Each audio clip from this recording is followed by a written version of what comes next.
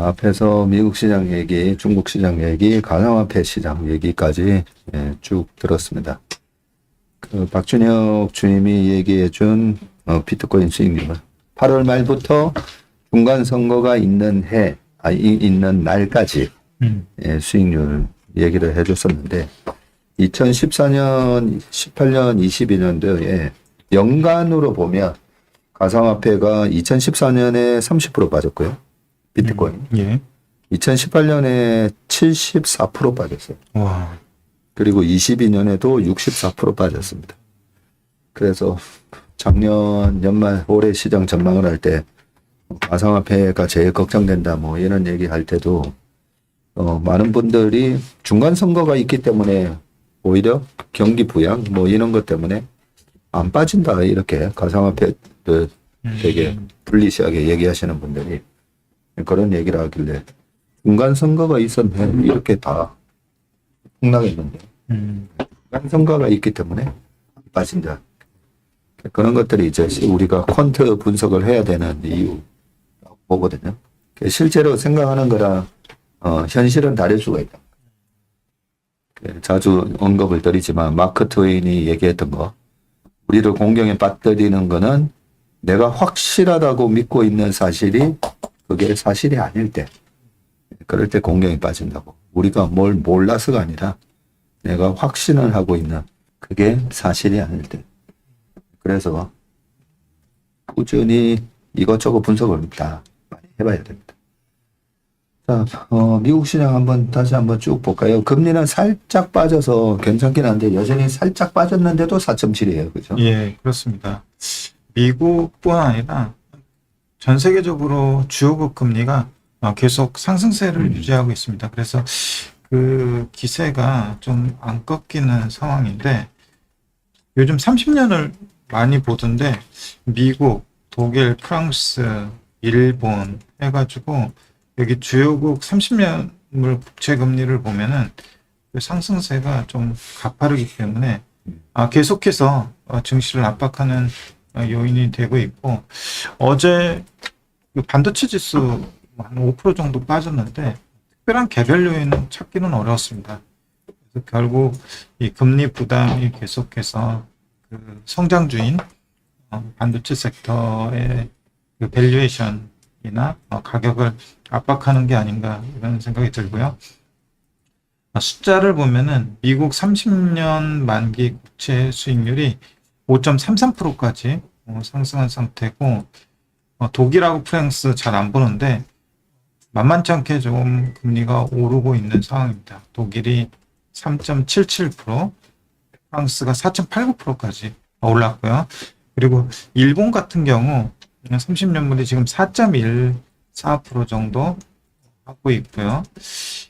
그 우에다 일본은행 총리가 유가하고 반도체 가격 그리고 엔저를 물가 상방 요인으로 지목하면서 물가 상승세가 예상보다 강하면 정책금리 인상 속도를 더 높일 것이라고 얘기를 했고 또 JP모건 전망도 보면은 최근 8월 현재 8월에 이제 일본 정책금리가 1%인데 9월에 25bp 정도 올릴 거로 보고 있고 12월에 또 25bp 그리고 내년 4월, 7월, 12월에 해서 25bp씩 총 75bp를 올려서 내년 말에는 2.25%가 될 거다라고 전망을 하면서 일본 쪽 그 정책금리도 그렇고 시장금리도 그렇고 계속해서 상방을 시장에서 좀 보고 있는 그런 상황인 것 같습니다. 금리가 계속 올라가니까 채권 쪽에는 언더웨이트 또는 비중 축소 이런 움직임이 좀 나오고 있는 듯 합니다. 이상입니다. 네. 그런데 펀드 매니저들의 현금 비중이 아직까지도 3%인 게 좀 놀랍네요. 예, 그렇습니다. 그리고 더 놀라운 거는 지금 프랑스, 독일 할 거 없이 일본, 중국들의 장기채 금리가 그죠? 예. 계속 올라가는 거. 그거는 좀 무섭고요. 예, 그렇습니다. 그거는 무서운 일이고 반면에 펀드 매니저들은 현금을 3.5%를 들고 가면서 지난 7월에 3.6% 들고 갔었다라고 돼 있고 예. 주식 비중은 21년 11월 이후 가장 높은 수준이라고 돼 있는데 이 표만 보면 24년 고점을 25년 초 24년 고점을 못 들은 것 같이 보이긴 한데 어쨌든 여기 뭐 워딩이 그렇게 돼 있으니까 예, since 예. November 21이라고 그렇습니다. 돼 있기 때문에 21년 11월은 그러면 어떤 달이었나라고 보면 21년 11월이 나스닥 고점이 나오고 21년 12월에서 1월 넘어갈 때 필방 고점이 나오고 우리나라 시장은 21년 6월 달에 고점이 나왔었고 그러면서 당시 21년 11월 달에 미국 시장은 계속 상승세를 좀 이어가면서 나쁘지는 않았는데 우리 시장이 보면 항상 보면 좀 선행해서 빠지다 보니까 21년에도 그랬고 2018년에도 그랬었고 그래서 저도 계속 좀 시장을 예의주시하고 보고 있는데 아까 가상화폐 시장도 마찬가지고요. 아무튼 지금 펀드 매니저들 미국의 이 글로벌 펀드 매니저인가요? 예, 글로벌 예, 펀드 매니저 펀드 섭외입니다. 매니저는 지금 주식을 가득 채우고 있다. 예. 예, 가득 채우고 있는 상황이고 그다음에 이제 반도체 바이어스가 보니까 8월, 7월, 6월 이렇게 색깔별로 나타나 있는데 long global semiconductors 해가지고 지금 글로벌 반도체 쪽으로 롱 포지션 가지고 있는 이쪽으로 몰려 있는 게 다행히 8월 달은 좀 줄긴 줄었어요. 예, 그렇습니다. 7월이 되게 높았었고 예. 7월은 뭐 80% 이상이 그렇습니다. 지금은 53%이긴 한데 아직까지도 조금 그쪽으로 쏠려 있는 거는 완화되긴 했는데 여전히 좀 쏠림은 있다. 예, 그렇습니다. 이렇게 봐지네. 미국 시장 요 정도 보고요. 이 반도체가 많이 빠져가지고 그죠? 예.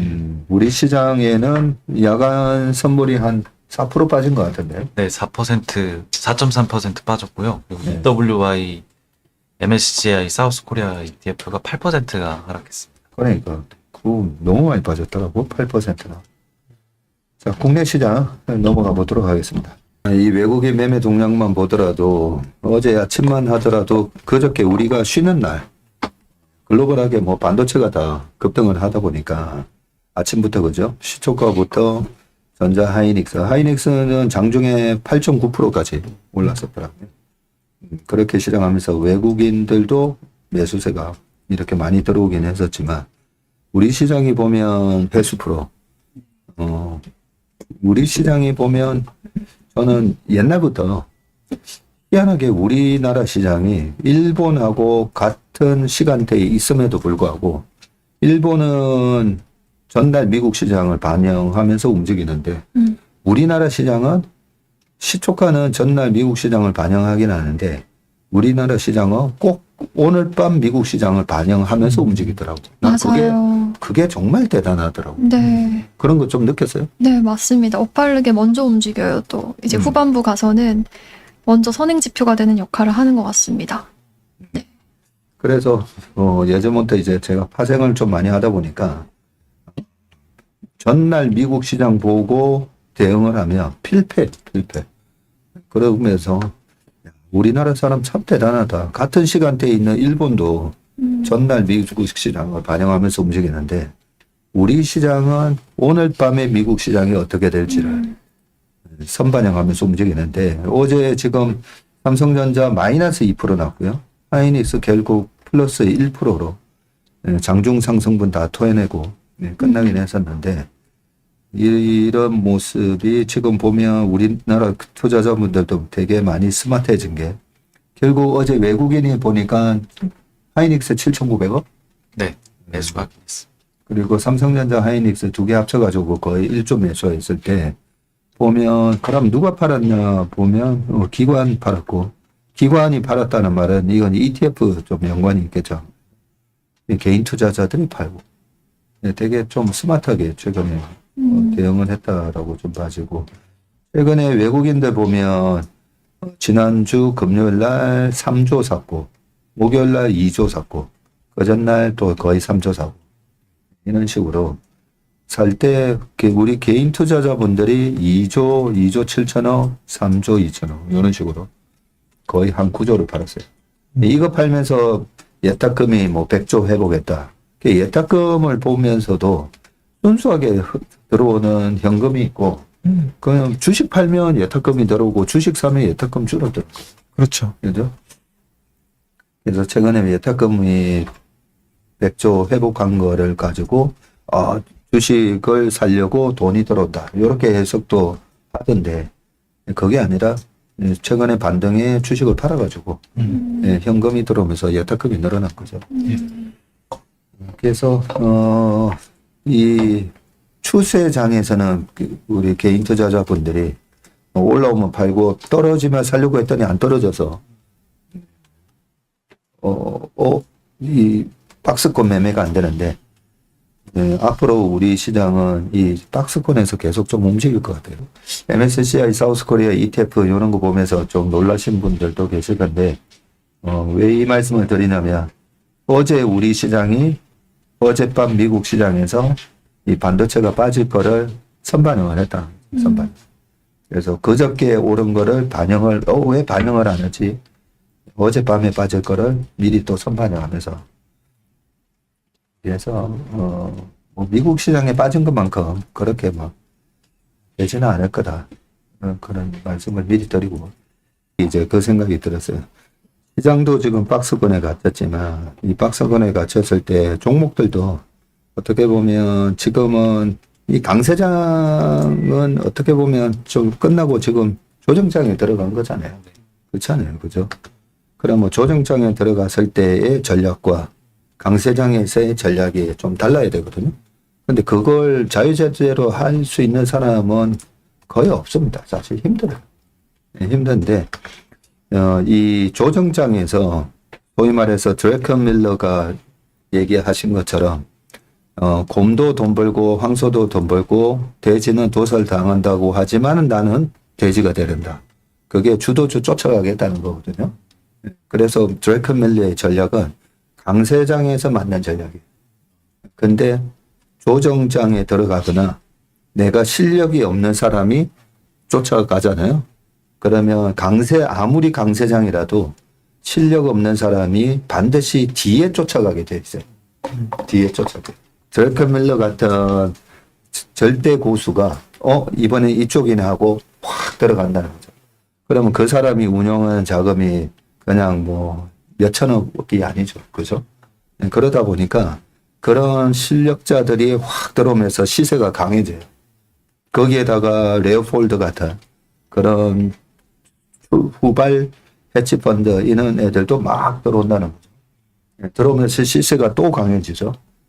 그러면서 나도 저거 사야 되냐 하면서 뒤늦게 이제 들어오시는 분들. 뒤늦게 들어오시는 분들한테 드래컨 밀러가 이번에 보니까 고점에서 매도 잘 하고 나왔더만. 그죠? 그런 사람들이 이제 때리고 나오는데 그런 사람들이 또 때리고 나오면 어떻게 되냐면 시세가 이란 전쟁 이런 걸로 꺾이는 게 아니라 왜 이렇게 많이 빠지지? 이게 위험신호예요. 왜 이렇게 많이 빠지지? 왜 이렇게 많이 빠진지는 올라갈 때도 마찬가지예요. 올라갈 때도 왜 이렇게 세지? 센 사람들이 들어와서 센 거예요. 그리고 이유 없이 확 빠지는 거는 그 센 사람들이 이제 물량을 정리해야 되는데 그걸 갖다가 한 100조, 200조를 팔다 보면 우리가 지금 운영하는 자금 한 2조만 하더라도 그죠? 되게 무겁잖아요. 근데 그런 사람들이 200조 이는 자금들이 사면서 시세가 강해지고 또 팔면서 시세가 약해지거든. 그러다 보면 확 꺾이게 되는데 보통은 이제 그 주포들이 때릴 때 시세가 확 꺾이니까 또 거기서 산다는 거죠. 일반인 투자자들은. 그러면서 결국은 이쪽 쫓아다니고 저쪽 쫓아다니고 하는 사람들이 소위 말해서 이 도살당하는 이 표현이 그래서 그런 건데, 왜냐하면 이 주식 시장이 얼마나 이 냉혹하고 살벌한 시장이라는 걸 좀 아셔야 되기 때문에 있는 그 표현 그대로 슬로우를라고 그런 표현을 쓰잖아요. 네, 정확하게 영어식 표현도 도살당한다고 돼 있어요. 네, 그렇기 때문에 이 내가 대진가 아니면 곰인가 황소인가, 예, 내가 어떤 투자자인가 제가 자꾸만 최근에 그 얘기를 하잖아요. 그죠? 그러면 다시 말해서 곰이나 황소 그냥 계속 그냥 주구장창 장기 투자하는 사람들은 오히려 괜찮아. 오히려 그냥 막 이 왔다 갔다 해. 예, 이쪽으로 갔다 저쪽으로 가지 않고 그냥. 곰은 누구예요? 그냥 고배당 투자하시는 분들이죠. 방어주로 심심하지만 고배당 투자하시는 거죠. 그냥 내 갈 길을 가는 거예요. 그리고 황소들은 이 변동성이 심한 장에 확 벌었다가 또 확 터졌다가, 근데 레버리지만 쓰고 있지 않으면 또 나중에 강세장이 돌아오면 또 올라갈 거고, 그죠? 그런데 내가 실력이 안 되면서 막 이쪽 쫓아가자고 저쪽 쫓아가면 안 된다는 거죠. 그 다음에 이 조정장이 들어가면 그나마 이 역발상 매매하는 분들, 짧게 먹고 치고 빠지고 하는 분들은 이런 장에서는 돈 벌어요. 이런 장에서는 올라가면 팔고 뭐 내려가면 사고 뭐. 근데 강세장이 도래했을 때 아까 말씀드린 대로 너무 빨리 팔아서 못 먹고, 네, 그런 건 있는데, 근데 이 박스 매매도 아무튼 지금 보시면 구조적 성장주 내에서 박스 매매 하셔야 되거든요. 그러면 방산 같은 경우에는 구조적 성장주죠. 그렇죠. 그래서 딱 보면 뭐 LIG 넥슨도 그랬고, 이게 구조적 성장주기 때문에 박스 매매가 가능하고, 밸류에이션이 아까 뭐 21배면 뭐 그렇게 비싸지는 않다, 이런 얘기를 했듯이, 밸류에이션을 주로 쫙 꺼놓고 밸류에이션 트레이딩 하듯이 그렇게 하시면 됩니다. 지금은 일단 중간 선거가 있는 때까지는 아까 준혁 주임이 얘기해 주셨듯이 중간 선거 10월 말까지는 어쨌든 요거는 조정장이다. 그게 조정장이 여러 가지 형태가 있죠. 그죠? 예. 가격 조정이 심한 조정장이 있고 기간 조정이라고 하죠. 지루하게 왔다 갔다 하면서 지루한 박스권 조정. 지금 지루한 이제 좀 박스권 조정장이 될 가능성이 높으니까 그걸 염두에 두시고 좀 보시면 될 것 같습니다. 낮에 기자가 전화 왔더라고. 아, 네. 전화 와가지고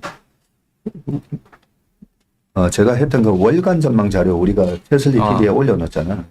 그 월간 전망 자료에서 전무님이 2주 동안 반등이 들어갔다가 3주째부터 다시 꺾인다라고 돼 있는데, 어제 이제 낮에 시장이 쭉 밀리니까 어떻게 하셨냐고 물어보는 거예요. 나보고. 그래서 제가 그랬어요. 그러면서 막 생각해 보니까 이 급락했을 때의 패턴이 지난번 이란 전쟁 때도 그랬고 뭐 이런저런 얘기하면서 우리가 작년 25년 4월 달에 관세 폭탄으로 확 꺾였을 때, 그때는 제가 V자로 올라간 데잖아요. 그리고 코로나 때도 V자죠. 그죠? 이거 잘 알아둬야 되는데, 밸류에이션이 그때 PBR 1배 미만이었잖아요. PBR 1배 미만에서 너무 싼 영역에서 더 싼 영역으로 만든다? 그러면 되게 싸게 샀는데 내가 그걸 갖다가 조금 싼 영역으로 됐다고 팔 이유가 없잖아요. 그죠? 이제 비싸졌을 때 팔아야지. 그래서 소위 말하는 이 딥밸류로 들어갔을 때 나오는 조정은 빨리 팔아먹는 게 아니에요. 그런데 올해 이란 전쟁도 그렇고 우리나라 시장 6,300에서 조정 왔었으니까 지금은 PBR 1배가 3,500이지만 그때만 하더라도 3,000이 PBR 1배거든. 그러면 PBR 2배 이상에서 굉장히 이격도 과열된 상황에서 조정이 빵 나오잖아. 그러면 위에서 막 그 과열에 막 들어갔던 사람들의 수급이 꼬이면서 절대 V자로 못 올라온다는 거죠. 그래서 확 밀렸다가 낙폭이 한 50 정도, 약하면 낙폭이 한 38%, 올라다가 다시 밀리면서 쌍바닥을 만들면서 그 쌍바닥에서 외국인은 사는데 우리나라 신용 투자자들이 거기서 털린다. 그런 과정에 수급을 깨끗하게 좀 클린화하고 올라가요. 예, 그래서 이번에도 똑같을 거라고 본 거죠. 그래서 8월 전망에 보면 죄송하지만 8월 달 V자 반등 없다고. 그래서 큰 십자형 밑으로 빠졌다가도 올라오고, 왜냐하면 7월 말 하락이 너무 가팔랐기 때문에 거기서 털린 사람이나 거기서 나 거기서 나도 살 걸 그랬네, 네, 그런 사람들의 매수가 들어오기 때문에 밑으로는 어느 정도 또 하방 경직이고, 근데 올라가면 이번에 위에서 막 샀던 분들이 걸어 놓게 돼 있거든. 심리가 바뀌었기 때문에. 그래서 올라갈 때도 그러면서 이번 달 상승치를 한 4% 정도, 플러스 4%로 봤는데 다행히 더 올라왔어요. 7,226원 언저리까지 올라오면서 다행히 좀 더 많이 올라오고, 밑에 하락도 생각보다는 많이 안 빠졌는데 왜 이런 조정이 오는지를 우리가 알아야 되는데, 거기에 뭐 조정의 빌미는 항상 다 있죠. 빌미는 항상 지금은 이제 금리죠. 금리고. 그래서 이번 달은 그냥 큰 십자가 모양 그런 말씀을 드렸기 때문에, 그 오과장 같은 경우에는 주말에 그지 강세 이번 하고 다음 주까지 계속 이렇게 반등이 들어가는 걸로 시나리오를 짰다가 이거 뭐지 그런 건데, 지금은 박스권 조정이 들어갔다. 어쨌든 지금은 트럼프 대통령이랑 베센트랑 이 금리를 낮춰야 되는데, 지금 프랑스랑 일본 전 세계 그것도 선진국의 금리가 치고 올라가는 게 그게 제일 사실은 찜찜한 부분이에요. 그래서 이걸 어떻게 해결할지 저도 궁금해요. 이 금리를 어떻게 다시 끌어내릴지 그 부분은 궁금한데, 어쨌든 이 박스권으로 보고 얘기를 하면 될 것 같고, 하여튼 구조적 요 얘기는 좋은 것 같아. 결국은 금리 상승에는 결국은 실적이거든. 그죠? 그래서 금리를 막 쳐올렸었던 22년에서 23년 7월까지 금리를 쳐올렸었는데, 미국 시장 그때 23년도에 24% 올랐거든. 근데 다 이제 실적주는 올랐죠. 그렇죠. 그때 엔비디아가 시장 주도했었고. 예, 그렇습니다. 그래서 도망갈 곳은 실적밖에 없다. 근데 쫓아다니는 매매하면 절대 안 됩니다. 지금은 쫓아다니면 돼지가 됩니다. 잘못하면. 문상구는 어떻게 네. 봐요? 계속 해왔던 이야기를 한 번 더 강조해 주신 것 같은데요. 일단 이 HBM을 루빈 울트라에서 다운그레이드 한다. 요거를 이해는 루머가 아닌 것 같습니다. 이제 다들 인지하고 레포트를 작성해 주시는 것 같아요. 매사에서도 그렇고. 그래서 크로스체크 아닌 크로스체크가 된 것 같고, 서술이 어떻게든 쓸 수 있는데 센터링 확실히 잡아야 될 것 같아요. 루빈 울트라에서 HBM 용량을 줄이는 것 자체가 시그널이 굉장히 안 좋은 겁니다. 메모리를 줄인다고 저희가 생각을 해본 적도 없었고요. 항상 AI에 들어가는 HBM, 특히 HBM은 최소 유지해야 되고 아니면 늘어나야 될 수밖에 없다. 왜냐하면은 에이전트 AI가 HBM이나 DRAM을 많이 잡아먹기 때문에. 그래서 단위당 탑재량이 줄면 안 돼요. 근데 왜 줄었나? 일단 비싸고요. 뭐 공급 부족도 있겠지만. 그래서 그 맥락으로 가면은 오히려 선급금을 왕창 주면서 증여해달라고 매달려야 돼요. 근데 그게 아니고 설계를 지금 바꿔서 광학이나 이런 쪽으로 오히려 루트를 찾아가는 것 같습니다.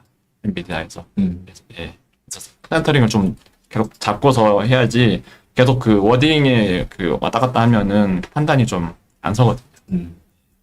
알겠습니다. 그 오건영한테 반도체 질문이 틀림없이 오늘 갈 건데 뭐라고 얘기할 거예요?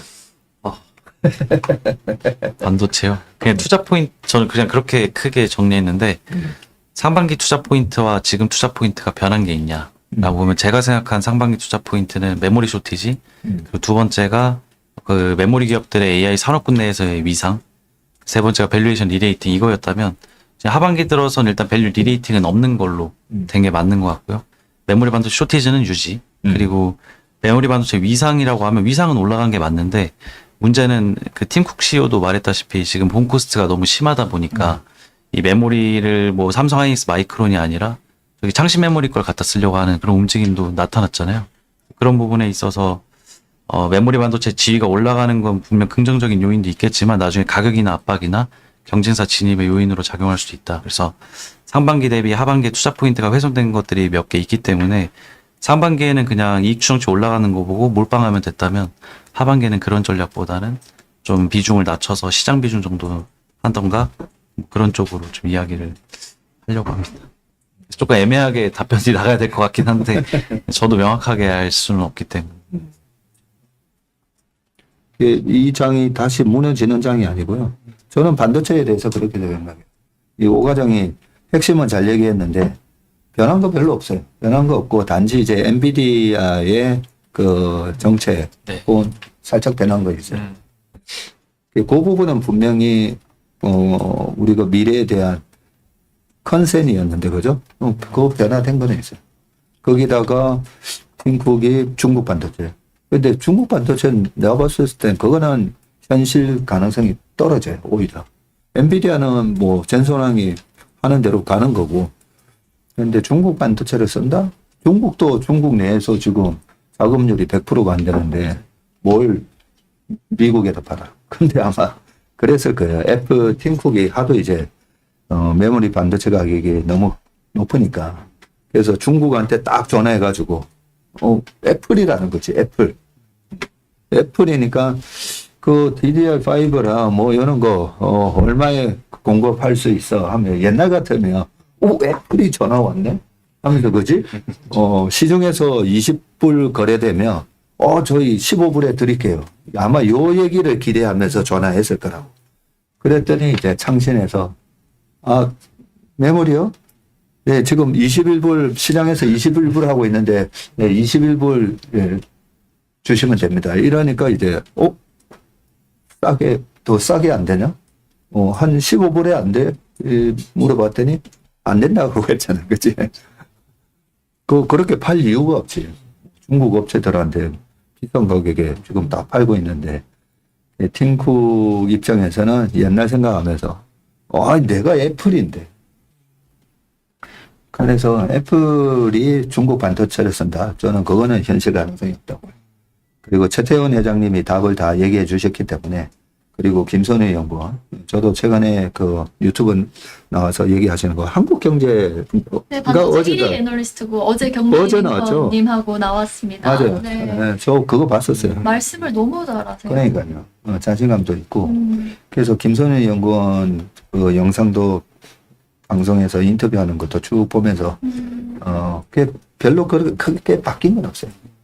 바뀐 건 없는데 수급이 지금 저는 꼬였다고 봐요. 이번에 2배짜리 막 들어가고 거기다가 아직까지도 펀드 매니저 설베이에 아직도 쏠려 있잖아요.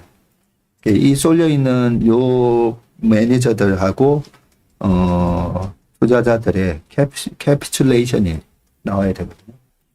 그런 캐피슐레이션은 이번에 좀 지나치게 오버슈팅 됐던 그 가격의 부분이 내재 가치에 머물지 않고 더 빠지거든. 이번에도 더 빠졌잖아요, 보면. 그래서 그 가격 사이에서 막 엄청 헷갈리게 만들 거예요. 아니, 왜 이 정도까지 빠지지? 막 이러면서. 왜 이 정도까지 빠지지 하면 또 사야지. 사는 게 저는 하여튼 9월 중순 언저리에 사가지고 10월 실적 때 이제 숫자를 딱 보여줄 거 아니에요. 그죠? 숫자를 딱 보여줄 때 약간 정신 차리게끔. 그래서 또 반등이 좀 들어온다고 봐요. 공교롭게 그때가 또 중간선거 전이네요. 그러니까요. 예. 중간선거 공교롭게가 아니라 예. 중간선거가 영향을 주는 거예요. 그렇죠. 실제로. 예. 실제로 중간선거가 예. 모든 위험 자산 가격에 영향을 지금 주고 있다고 보죠. 그러면 최근에도 어제도 오신 저희 신규 고객분들 이제는 보면 다 거의 다 이렇게 예측이 되는 게 다 들고 계세요. 다 이제 반도체 다 들고 계시거든요. 그래서 어떻게 되는지 뭐 물어보러 오신 느낌이 드는 분도 계시는데, 내가 매매를 잘 못한다? 잘 못한다면 그냥 또 계속 들고 가시면 돼요. 계속 그냥 또 2년, 3년 들고 가시면 돼요. 그러면 다 올라올 거예요, 나중에. 정말 정말 여기서 어떻게 해야 될지 모르겠다 하면, 그러면 한 1년 반? 1년 반. 보통 조정이 반도체 필반 지수는 조정받아 봐야 10개월, 11개월이거든요.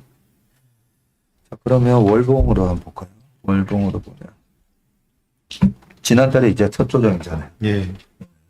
반등 들어오다가. 근데 지금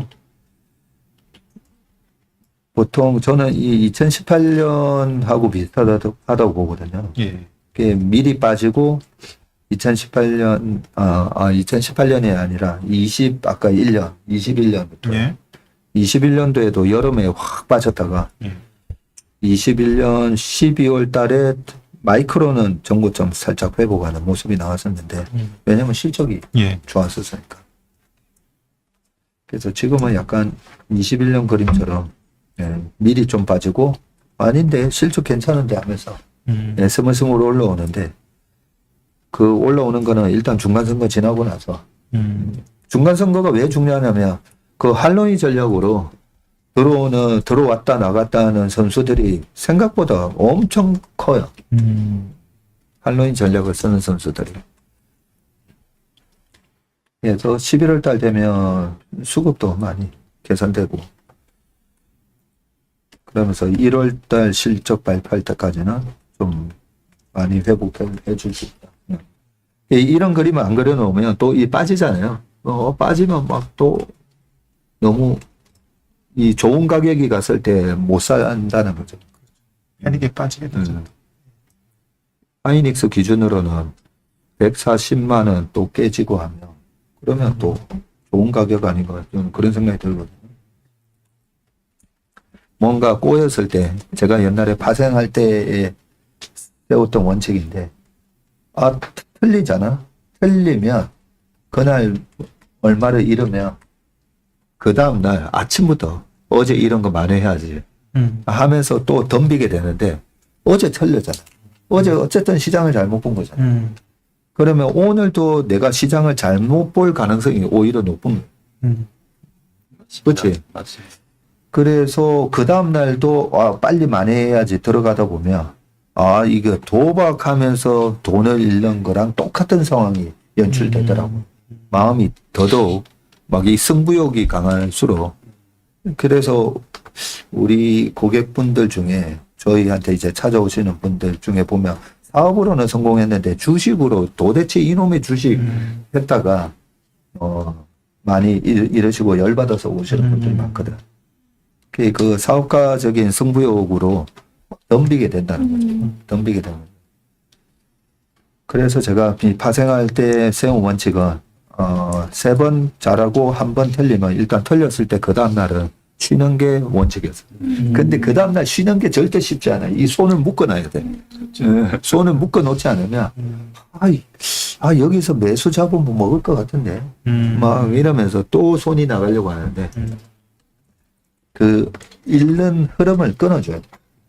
그때마다 제가 생각하는 게 누구냐면 김성근 감독. 김성근 감독님이 딱 안타 연속 2안타 이래 나오잖아요. 그러면 바로 투수 교체해버려. 그러면 이제 상대는 막 기세가 이제 막 살아나는데, 운동 스포츠나 이런 게 보면 흐름이잖아. 그렇죠. 상대가 이제 살아나는 흐름이고 우리는 이제 무너지는 흐름인데, 거기서 갑자기 투수 교체. 그러면 투수 교체하면서 나와가 연속구 던지고 막 하는 사이에 이 상대의 기세가 이렇게 꺾이더라고. 그래서 저분은 이 심리 게임에도 유능하신 분이시구나. 그런 말씀을 드렸습니다. 그래서 뭔가 매매가 내가 지금 꼬여 있다 싶으면 쉬는 게 상책입니다. 쉬면서 조금, 그래서 아까 창민 프로가 뭐 50% 현금을 만들었다고 했는데, 그걸 만들어 놓고 조금 관망해야 돼. 관망해야 되는데 언제까지 관망해야 되느냐? 이 조정장이 어쨌든 10월 말까지는 지속될 수 있다. 조정장에서 내가 밑에서 사고 위에서 팔고 요 매매를 할 자신이 없으면 관망. 다 했죠? 네. 오늘 수요일인데요. 시장이 왔다 갔다 하는데, 그런데 조정의 이유를 제가 말씀드리긴 했지만 결국은 나중에 금리도 떨어지고 다 올라가. 결국은 다 올라가요. 그 시간이 길지는 않아요. 이제 8월 중순이니까 9월 중순, 10월 중순 2달 반, 예. 2달 반밖에 안, 2달 반밖에 안 남고, 오늘도 많은 분들이 출첵해 주시는데 우리는 결국 내년 8월에 웃으면서 치맥 파티를 할 거기 때문에.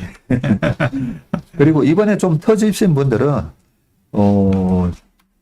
만회할 게 너무 많아요. 주가가 되게 좀 착해지고 있잖아요.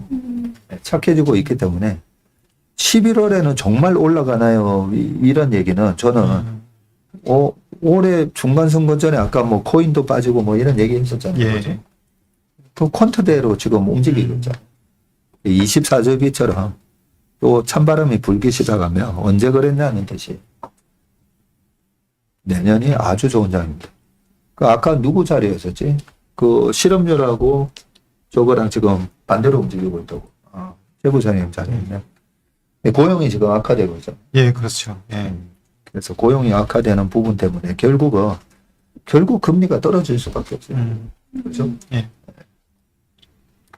최선희 모닝브리프 8월 19일 수요일 순서는 여기까지 하겠습니다. 저희와 함께 행복하고 건전한 투자 계속 이어가시길 바라겠습니다. 고맙습니다. 감사합니다.